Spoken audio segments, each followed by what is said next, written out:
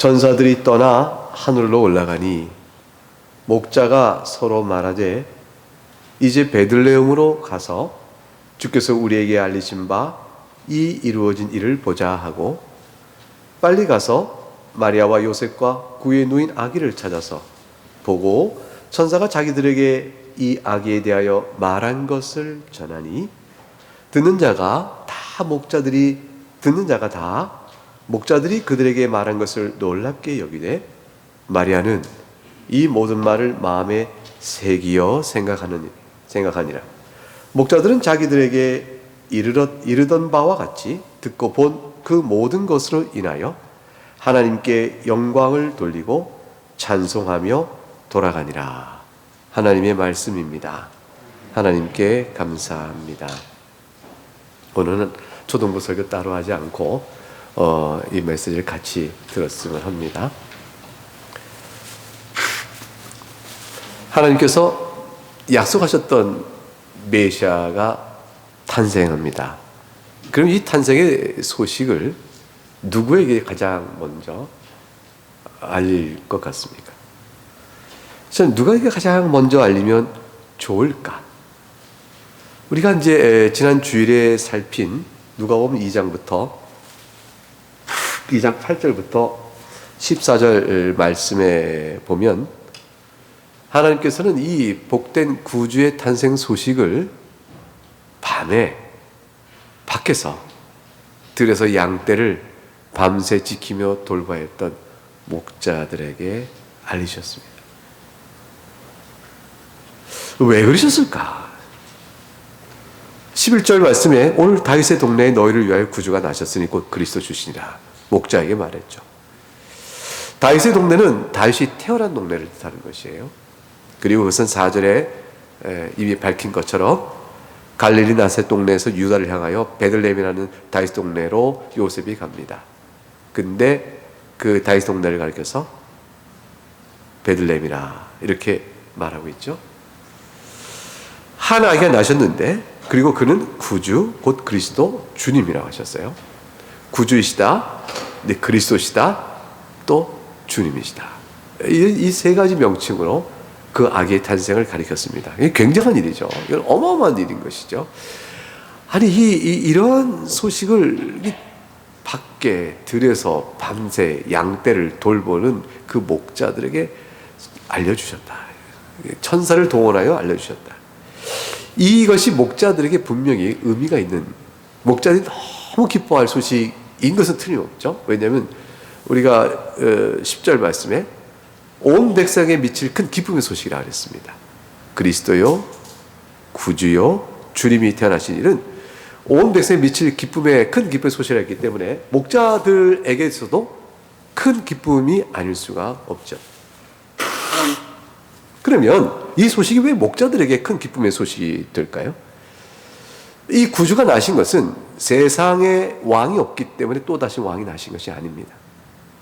이분이 그리스도요 또 주님 되셨다라는 사실을 이전에 구주가 되셨다는 사실은 구원의 역사를 의미하죠. 즉 이 세상에 왕이 없어 오신 분이 아니요 이 세상을 구원하실 일이 필요하여 오신 분이라는 사실을 이렇게 말해줍니다. 이것이 구주가 나셨다는 이 놀라운 소식 자체가 왜 목자들에게 먼저 알려졌을까라는 사실을 연결지어 생각할 때 이 구주께서 오셔서 하는 일과 목자에게 알려준 사실, 이 내용은 우리에게 충분한 주님이 오셔서 하신 일에 대한 의미를 생각해주는 묘한 병행이 있습니다. 왜냐하면 목자는 우선 사회적으로, 경제적으로 낮고 보잘것없고 비천한 계층에 속합니다. 누구도 목자를 그렇게 크게 존중하고 그의 말을 경청히 듣고 그들의 지도와 지시에 따르지 않습니다. 이들은 밤을 새며 들에서 양떼를 돌봐야 하는 고단한 삶을 사는 계층이에요. 고단한 삶을 사는 노동계층입니다. 하나님께서는 천사들을 이 고단한 삶을 사는 사회적으로 낮은 비천한 이 노동계층에 있는 이 사람들에게 보내셨어요. 왕국에 있는 자가 아니었고 또 또 하나님의 말씀을 가르친다는 회당에 있는 자들이 아니었고, 또 재물이 많은 세리도 아니고 그런 자들이 아니었어요. 재물이 많은 부자들에게 보내신 게 아니고 들에 있는 그들에게 보내셨습니다. 왜 그랬냐면 예수님께서 이 땅에 오신 목적 자체가 낮고 천한 자를 불러 그들을 구원하러 오신 것이기 때문에 그런 것이에요. 이거 목자들의 사회적 처지는 예수님께서 이 땅에 오신 그 대상의 낮고 비천한 처지와 그냥 병행이 쫙 되어지는 것이죠. 이 세상에 낮고 천한 자들 위하여 주님이 오셨다. 그래서 낮고 천한 자들은 절망 가운데 있고 도움이 필요하며 우리를 이 가운데서, 이 비천한 가운데서 건지실 자가 없으신가? 라고 구하는 간절함이 있는 자들입니다. 예수님께서 이 땅에 구주로 오실 때 구원하고자 하는 대상은 높고 강한 자들이 아닌 것입니다. 높고 강한 자와 낮고 비천한 자는 사회적으로 보게 되면 뚜렷이 대비가 되는데, 물론 이 주님께서 구원하고자 대상이 사회적, 정치적, 경제적으로 낮고 천한 위치에 있는 자라는 이런 세상적 관점에 따라 구분하여 그들만을 구원하셨다는 해방적인, 소위 계급적 해방을 위한 그런 식으로 오신 분은 아니십니다. 그런데 이 세상에서 높음을 자랑하는 사람, 이 세상 강한 것을 기쁨으로 사랑하는 사람은 그 마음에 구주 예수에 대한 간절한 소망이 상대적으로 굉장히 드뭅니다. 주님께서 부자가 하나님 나라에 들어가는 것이 약대, 곧 낙타가 바늘구멍 들어간 것처럼 어렵다 하셨어요. 죄성 아래에 있는 인간의 마음에 세상 것으로 채워진 자들, 그래서 높고 강하다는 자들, 스스로 의롭다는 자들에게 구주를 필요로 하는 마음은 그만큼 찾기가 어려운 것입니다. 우리가 예수를 믿을 때에 세상 잘 나갈 때는 예수님 찾지 않다가 사업이 어렵거나 건강이 치명적인 문제가 생기거나 사회적 친분이 전락되거나 산산조각 나는 인생의 파괴와 어려움을 겪을 때, 또는 인간적 관계에 큰 상처가 있을 때, 그때 비로소 자기 가졌던, 누렸던, 소망뒀던 세상 것이 모든 게 다 허망한 건 줄 알고 비로소 엎드려 기어 주님 앞에 나왔던 우리들 모습들을 많이 보잖아요. 우리 개인 자신에게서도 내 마음에 채워질 때의 예수님과 내 마음이 가난할 때 예수님이 다르듯 계층적으로도 사실 그런 모습이 드러납니다. 물론 사회적 계층에 따라서 구원받은 자가 그걸로 결정되는 것은 결코 아닙니다. 결국 예수님께서 구주로 오셨다는 것은 영적 측면이죠. 대상은 영적으로 볼 때 낮고 비천하는 거예요. 세상에 가진 것이 많아도, 세상에서 높다 하도 그 사람 심령이 실로 가난하고 공고하여 낮고 천하다 하고 주의 은혜를 바라보는 자는 구원을 받을 것입니다. 세상적으로 낮고 천한 위치에 있어서 예수 그리스도의 은혜를 깨달아야 될 텐데, 낮고 천하지만 죄의 정욕에 사로잡혀 하나님 어디 계시냐라고 인생을 많게 파멸 몰아가는 사람은 낮고 천한 계층에 있다 해서 구원받을 사람은 아닌 것입니다. 영적인 것이죠. 결국 주님께서는 영적으로 낮고 천한 자들, 다시 말하면 죄의 세력에 의하여 곤고한 인생을 살아가는 비참한 자들을 위하여 오신 것입니다. 다윗의 후손은 바로 그런 분입니다.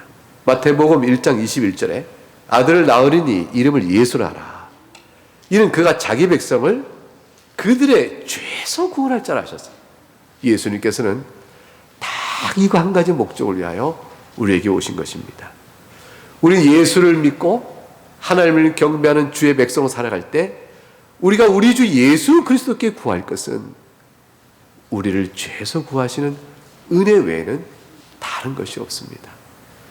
죄에서 우리를 구원하신 그 은혜 가운데 살면서 일용할 양식과 하나님의 섭리 가운데 내 인생을 이끄시는 모든 손길을 맛보아 알아가겠지만, 그러나 한평생 우리는 죄에서 구원하신 그리스도의 은혜에 감사하면서 죄의 세력으로부터 자유한 자로서 죄의 정욕을 성령의 성령으로 이겨가며 거룩한 삶을 살아가는 큰 즐거움을 알아가는 일에 힘써야 할 자들인 것이죠. 그것이 우리가 예수 믿고 이렇게 나와 예배하는, 또 예수를 자랑하는 그 이유가 되는 것입니다. 주님께서 천사를 보내 이 놀라운 큰 기쁨의 소식을 알려준 목자들이, 그 들에 있던 그 목자들이 지금 말했던 영적 의미에 자신이 비천하고 낮은 위치에 있는 자라는 사실을 알고 구주를 그런 마음으로 정말 갈망하던 자들이었을까요? 성경은 사실 그건 우리에게 말해주지 않습니다. 자신이 죄 아래 사는 비참한 존재라는 사실을 이 목자들이 양치면서 영적인 관점에서 늘 그걸 갈망하고 구주를 기다렸던 사람들이었을까? 확인할 수 없죠. 그런데 사실은 은혜를 입은 자들입니다.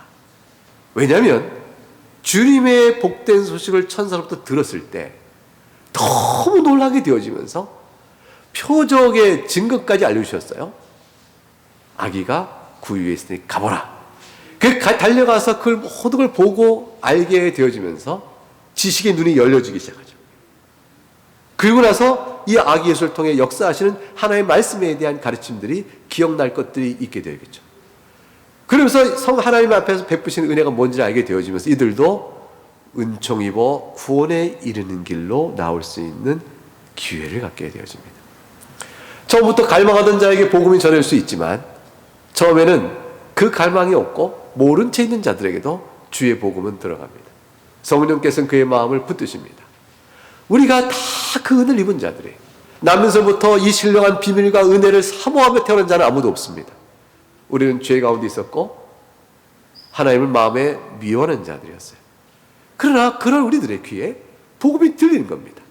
듣고 이것이 무슨 말인가, 알기 어렵다, 도대체 그걸 어떻게 믿는가, 이런 등등으로 우리의 마음에 배척과 거부가 있었으나, 그러나 그 말의 시작은, 우리 귀에 들린 복음의 시작은 마침 오늘 우리를 만들어 버리시는 겁니다.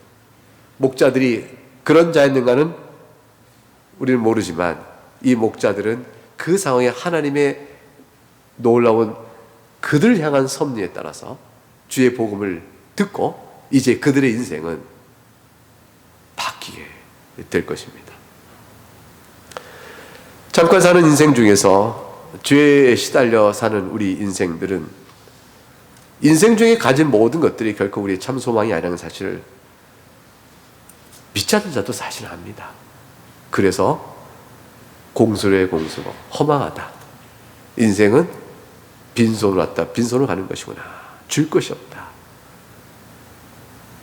그 많은 것들의 이 아픔과 헛됨을 알게 되어집니다. 그러나 어떤 인생의 모습을 살든지 가진 것이 많든 적든 그건 전혀 상관없어요.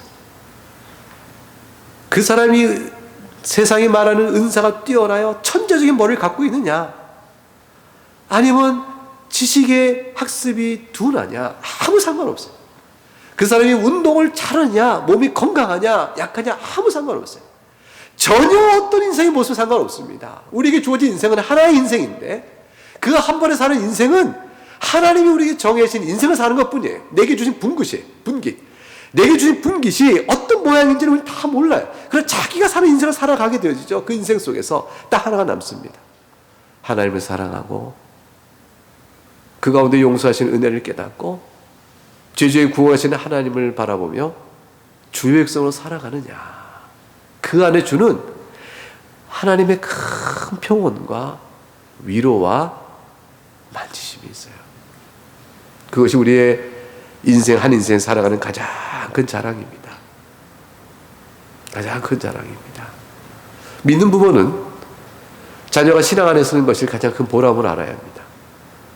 부모가 신앙생활을 하면서도 자녀가 세상적으로 잘 되는 것을 기뻐하고 자녀의 신앙생활에서 가치를 두지 않는다면 그건 잘못된 사람이죠. 자기 신앙의 가치도 세상 것보다 헛되다라고 보는 것과 다를 바가 없습니다. 모든 믿는 부모는 자식을 바라보면서 그 아이 마음속에 예수의 십자가와 복음이 세워지기만을 간절히 기도해야 됩니다. 그 아이가 장차 어떤 모습 사회적 생활을 할 것이라는 것은 전부 부차적인 문제예요. 성실할 것을 가르치나 또 정직할 것을 가르치나 노력의 중요성도 가르치겠으나 그러나 그것은 결과주의요 목적주의로 나가면 절대로 안 되는 것입니다. 왜냐하면 목적과 결과에 따라서 아이를 가르치는 모든 일들은 복음적 가치를 훼손하게 되죠. 우리의 신앙 자체의 목적도 그 자체가 목적일 수 없습니다. 신앙의 목표는 이루어지는 어떤 목표가 있는 것이 아니고 그리스도를 알아가는 데 있는 것입니다. 이와 같은 사실을 안다는 것은 마음이 곤고하고 가난한 사람들에게 가능한 일이에요. 우리 마음이 교만하며 의이며 무엇으로 차 있으면 이 은혜의 복음에 따라 생활을 해나갈 수가 없습니다. 사람을 바라보는 눈도 그러합니다. 그래서 자기가 놓여진 처지가 낮고 천해도 그것에서 나눠지는 사랑의 넉넉함과 하나님 앞에 경건에 누려지는 평안과 위로와 행복을 맛볼 수가 있는 거예요. 목자들이 예수를 바라보고 천사의 전해진 기쁜 소식을 듣고 달려가서 이제 아기 예수를 볼 것입니다. 이들이 돌아가면서 그들 사이 이루어진 놀라운 은혜의 사실들은 밤에 들에 추울 때나 그 험할 때 양떼를 돌보면서도 목자들 사이에 위로와 사랑이 있을 수 있게 되어지겠죠. 우리의 소망인 구주가 오셨으니 하나님을 찬송하며 함께 살아가세. 그 자리는 한나라의 왕궁이 바로 들녘에 내려오는 것이죠. 세상의 왕궁 속에는 광야처럼 척박하고 인생이 메마르고 있지만 그러나 들녘의 목자들의 그 자리 속에는 하늘의 하나님 나라의 아름다움이 드릴 수가 있는 것입니다. 예수님께서 마태복음에 팔복을 말씀하시면서 3절부터 심령이 가난한 자를 얘기하셨어요. 애통하는 자를 얘기하시고 온유한 자를 말씀하시고 의에 줄이고 목마른 자를 얘기하셨습니다. 긍휼히 여기는 자를 얘기하시고 마음이 청결한 자를 얘기하시고 화평하게 하는 자를 얘기하시고 의를 위하여 박해를 받는 자를 얘기하셨습니다. 이 모든 자의 공통점, 이들 모든 8가지 종류의 사람들을 주님께서 특징지어 말씀하셨지만 다 한 가지 복인데 하나님 나라가 자기 것이. 그래서 하나님 나라가 자기 것이 되므로 긍휼과 위로를 받고 배부를 것이며 이렇게 말씀하신 모든 복을 누립니다. 이들 모든 바닥에 흐르는 것은 구주 예수 그리스도를 향한 소망을 진실히 아는 자들입니다. 의에 줄이고 목말라 하죠. 자기 죄인됨을 알죠. 한 인생을 살아가면서 아는 게 뭘까요? 인생 세월이 흘러가면서 믿음의 신앙 연륜이 깊어져가고 더 길어져 가면서 한 가지 아는 건 뭘까요? 내가 얼마나 주님 앞에서 경건하게 훌륭하게 살아왔는가에 대한 자랑이 남아요?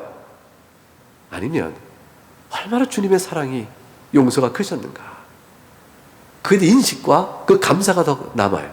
어느 쪽이겠습니까? 신자는 자기 자랑이 점점점 없어져 갑니다. 자랑할 것은 없어져 가고 용서와 사랑의 은혜에 감사가 깊어져 갑니다. 하나님의 사랑과 용서에 대한 깊은 감사는 그로 하여금 세상 관점이요 사람의 관점에서는 아니 세상은 말하지 말고 우리가 보는 그리스도 안에 보는 사람의 관점에서는 잘할 것이 많은 사람이에요. 주님 앞에 충성되죠. 신실하죠. 하나님께 기뻐하시고 선하시고 그 뜻을 행하고자 애를 쓰죠. 훌륭한 신자로 살아갈 것입니다. 그러나 그런 사람들이라 할지라도 주 앞에 점점점 용서의 은혜에 대한 깊은 감사가 있습니다. 그러므로 날이 갈수록 주 예수 뿐이라 이것을 고백하게 됩니다. 임종 때에 우리가 의식을 갖고 임종한다면 무엇을 감사하고 여러분 마지막 말을 남기시겠어요? 내 영혼을 이제 받으시사 나고는 않으실 주 예수 그리스도의 용서가 내게 있었고 나를 사랑하여 자녀 삼으신 하나님 아버지의 크신 그 선하심을 찬송하는 것 외에 아무것도 남을 게 없을 겁니다. 무엇을 가지고 주님 앞에 갈까? 내가 이렇게 싸가지고 주님 앞에 주님 이렇게 이거 했습니다 하고 내놓을 만한 게 뭐가 있을까? 어느 것도 내 것에 내놓을 것이 없다는 것을 알게 되죠. 왜냐하면 그 모든 것이 하나님께 내게 주신 사실은 뭘까요? 선물이니까요. 선물이니까. 우리가 먹고 산 것도 선물이고, 노력해서 어떤 결과를 냈다면 노력하는 부지런함도 선물이고, 노력을 통하여 결과를 낼 수 있을 만한 은사나 재질이 있었다면 그 자질, 은사도 또한 하나님 주신 선물이고, 믿음 또한 선물이고, 성령을 따라 살도록 도우신 것도 하나님의 선물이니, 그 보면 성도의 인생은 하나님께 드린 감사뿐이 될 수밖에 없습니다. 목자들은 낮고 비천한 사회적 신분이지만 이 기쁨으로 살아갈 새로운 삶의 힘을 얻을 수가 있습니다. 이 기쁜 소식을 들은 이 목자들이 오늘 본문을 보니까 어떻게 반응한지가 나옵니다. 15절 가니까 천사가 떠나 하늘 올라갑니다. 자, 목자들이 서로 말합니다. 자, 이제 베들레헴으로 가자. 주께서 우리에게 알리신 바 이 이루어진 일을 보자 하고 얘기합니다. 이제 베들레헴으로 가자. 이제란 말은 지체 없이라는 뜻이 담겨져 있는 거예요. 이제 지금이죠. 지금 이제 그런 뜻인데, 머뭇거릴 것이 없고 지체 없이 속히 가자라는 뜻이에요. 베들레헴으로 갔습니다. 가서 뭘 보자고 했을까요? 강보에 쌓여 그 위에 누워 있는 아기를 볼 것이 이것이 너희 표적이라. 천사들이 이렇게 말해줬습니다. 표적이라 말해준 그 내용에 따라서 강보에 쌓였습니다. 근데 강보에 쌓인 아기가 세상에 구유에 누워 있습니다. 그 아기를 보러 갑니다. 여러분, 아니 구주시며 그리스도시며 주님이신데 비록 아기로 태어나지만 구유에 있다니, 이게 서로 조화가 되는 말일까요? 세상의 기준이라면 조화가 안 되는 일이에요.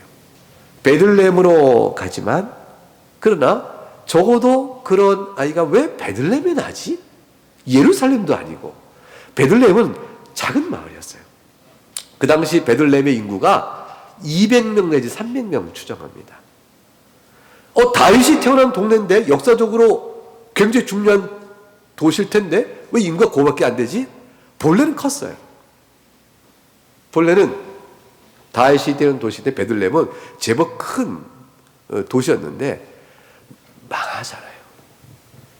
북이스라엘 망하고 남유다 망하고 다 망해서 바벨론으로 포로로 끌려가면서 예루살렘 성벽까지 다 무너져 버릴 때에 다시 돌아와 다시 재건돼서 성전 겨우 건축하고 겨우 이렇게 될 때에, 그때 베들레헴은 그때 이후 쇠락한 마을이었어요. 예수님 태어날 때의 베들레헴은 인구가 그저 200~300명 정도 살았던 마을로 추정을 합니다.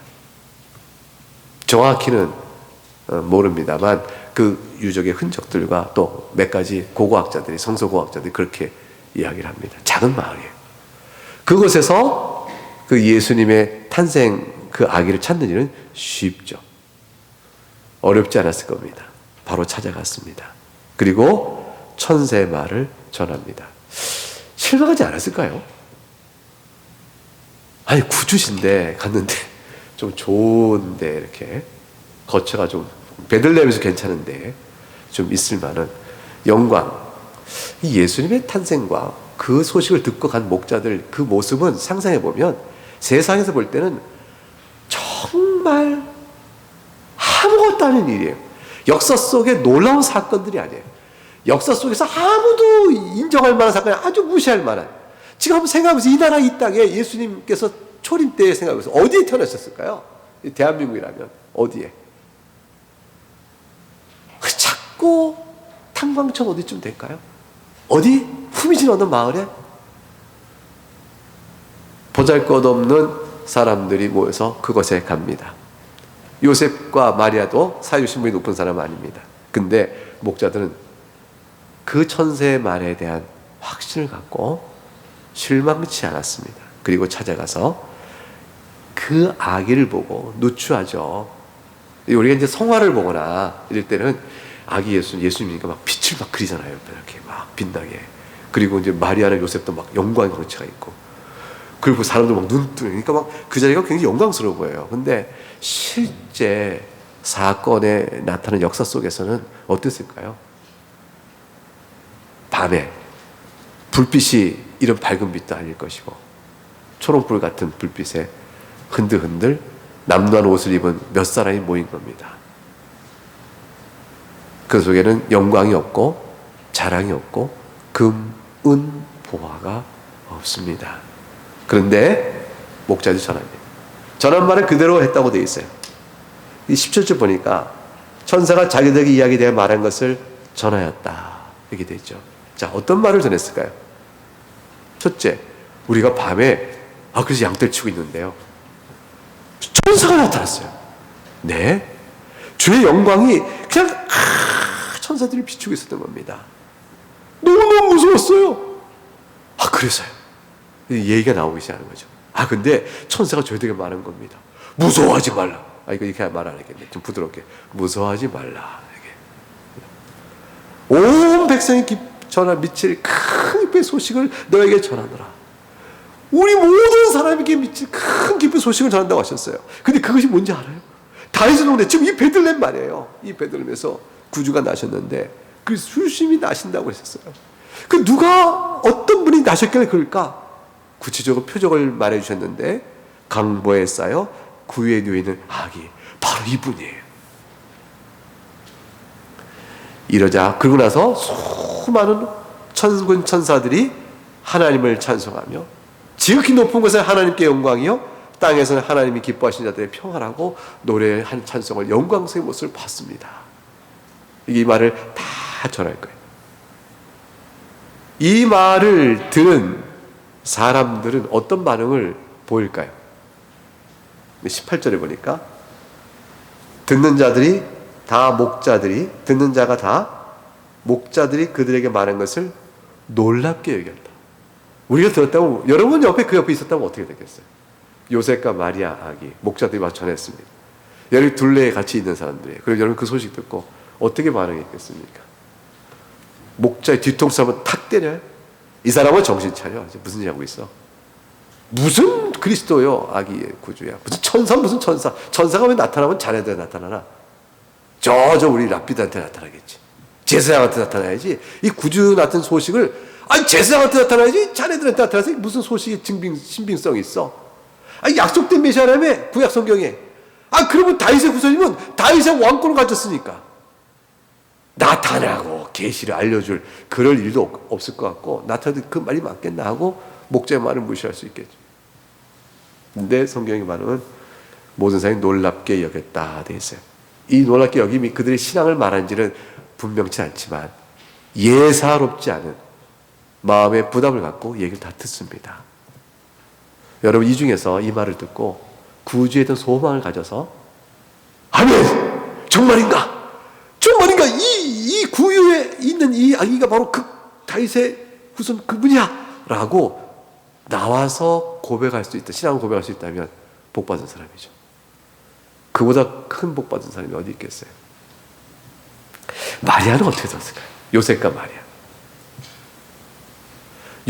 마리아. 요셉은 이 말을 들었을 때 어땠을 것 같습니까?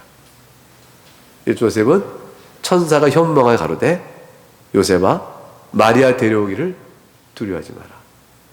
그는 성령으로 잉태한 자니라. 이렇게 얘기했어요. 그러니까 요셉은 자기가 기억 속에 하나님 천사가 나에게 와 말씀해줬던 내용에 대한 이해를 뚜렷이 갖고 있죠. 그러니까 이 아이에 대한 예사롭지 않음을 요셉은 이미 알고 있어요. 요셉은 목자들의 말을 듣고 자기 이미 아는 것과 연결시켰을 것입니다. 마리아는 말할 것도 없습니다. 마리아는 목자들이 전해준 말을 듣고 지금 자기 몸에서 난 이 아기 예수를 향한 하나님께서 어떤 일을 행하실 것인가에 대한 또 다른 증거를 마음에 확신하게 되어집니다.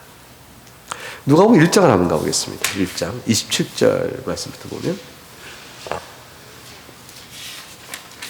27절에 마리아는 처녀였습니다. 요셉과 약혼을 하였으나 그러나 아직 동침하기 이전입니다. 그런데 28절에 천사가 평안할지다 주께서 너와 함께 하시도다 라고 말을 했습니다. 아니 29절에 아니 이 무슨 웬인상가.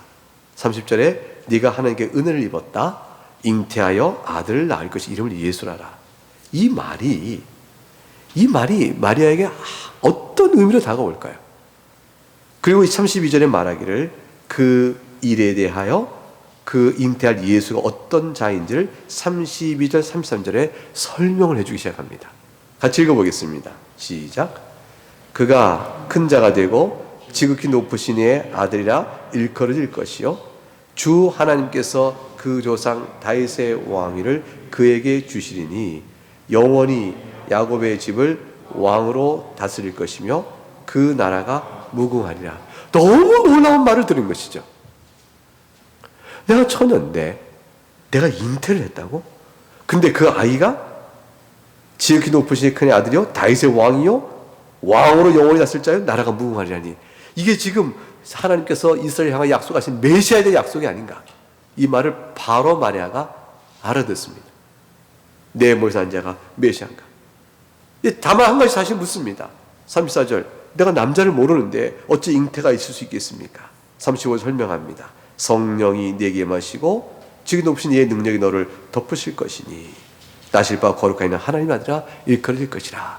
신비하게 성령의 능력으로 내 몸에 날 자이니라 이렇게 말해줍니다. 결국 마리아는 믿음으로 이 사실을 받게 되어집니다. 36절에 주님께서 마리아를 돕기 위하여 믿음을 돕기 위하여 네 친족 엘리사벳도 임신하지 못했다고 알려진 자지만 이미 임신하는 일이 있었던 것처럼 네게도 이런 일이 있으니 믿을지다 라고 이제 말씀하죠. 38절에 마리아가 고백을 합니다. 주의 여정이 오니 말씀대로 내게 이루어지다음에 천사가 떠나갔다 되어 있습니다. 마리아는 이미 잉태했을 때 너무 충격적인 경험을 한 거죠. 그리고 이 사실 자신의 잉태와 관련해 하신 일이 마리아는 알잖아요. 자기가 처녀인 걸 자기가 알잖아요. 자기가 남자 동침했던 사실 마리아는 알잖아요. 남들은 다 의심한다 쳐보자고요. 다 의심한다고.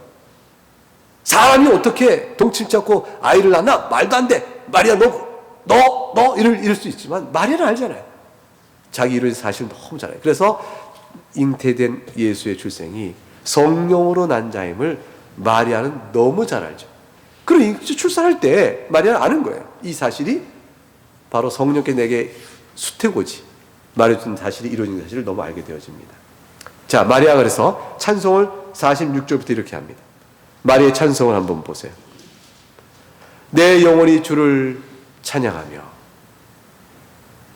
내 마음이 하나님 내 구주를 기뻐하였으면 마리아가 잉태된 사실 수태고지가 진실로 이루어질 것임을 확신한 다음에 처녀인 자기가 성령으로 잉태되는 사실로 인하여 사회에서 받을 눈치와 조롱과 멸시와 천대 두려움은 안 한 것 없고 이제 마리아 한 가지 보게 됩니다. 하나님 행하시는 구속사역, 하나님 행하시는 구원사역의 일을 보기 시작한 거예요. 나는 주의 여종이오니 나를 사용할 주님이 하실 일을 하실 것입니다 라고 해서 마리아는 이제 모든 걸 내려놓고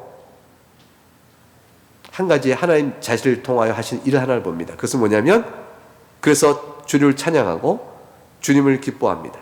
48절에 놀라운 얘기를 하죠. 여종의 비천함을 돌보셨습니다. 아니, 자신이 잉태한 사실이 왜 비천함을 돌본 일이 되어져요?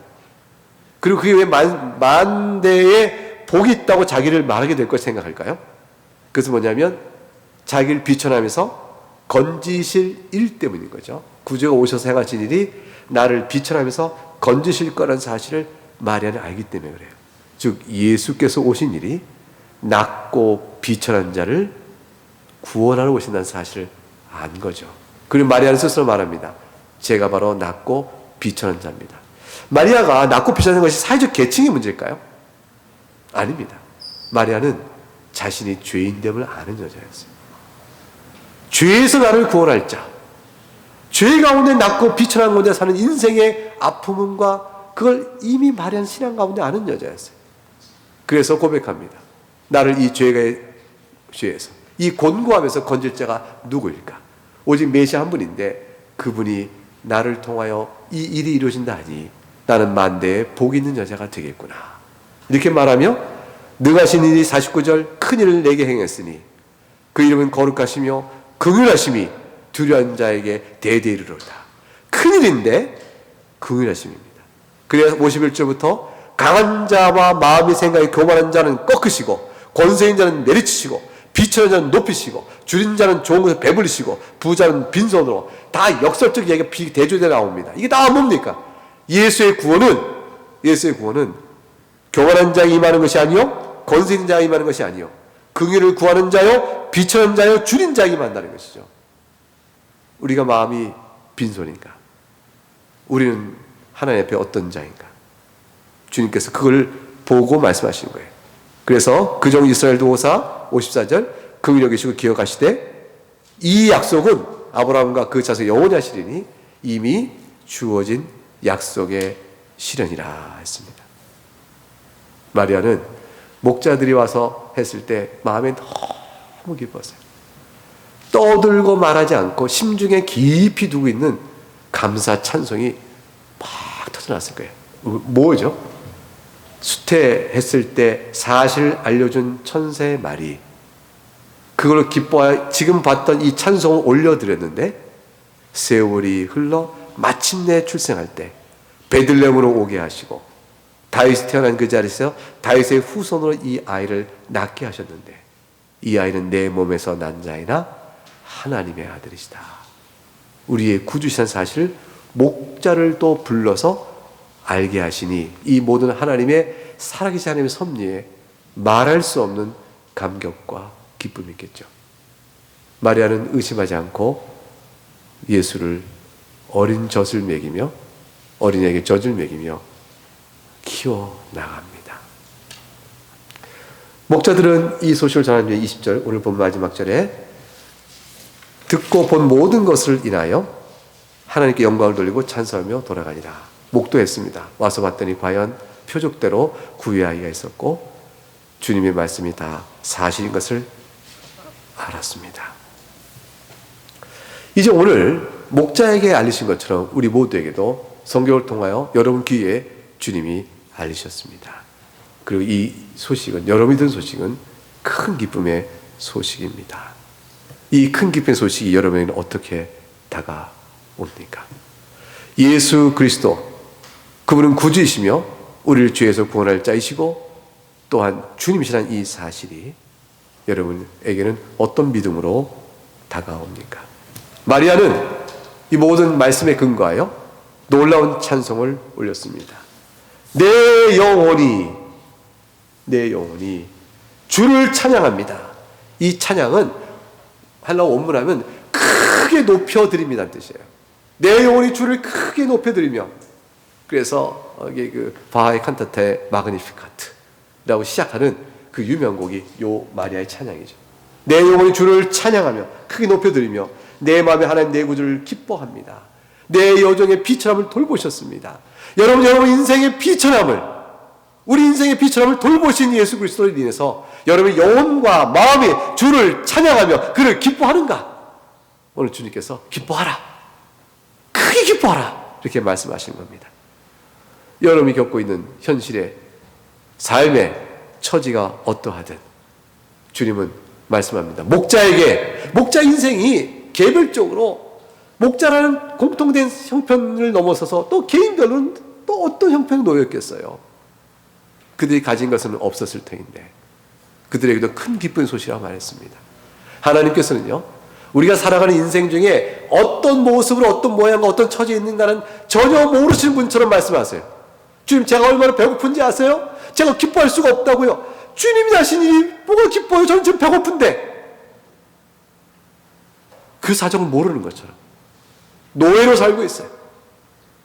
주님, 이렇게 노예로 한 인생이 끝납니까? 억울합니다.